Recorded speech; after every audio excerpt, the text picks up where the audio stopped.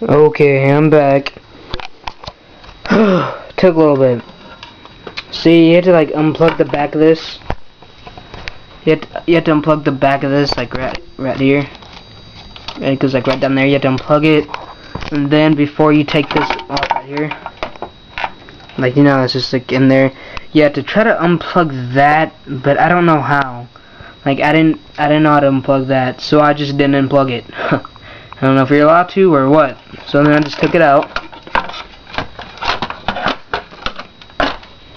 And there's all inside of it. And there's like a little bag, I don't know, it looks like some kind of car intake thing. There's that there. I want to take this out, but hold on, let me try to take this bad boy out. Haven't done this before really, so I don't want to try to take that out actually, because I don't even know if you can. I don't even know if you really can, so. Well, that ain't a good noise. I don't know what the hell that was, but here's all the tools and like plastic,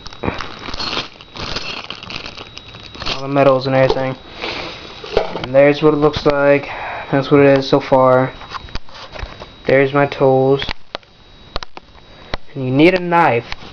I used a knife like this, but I don't know if it's so good. So yeah, there it is. Took it out.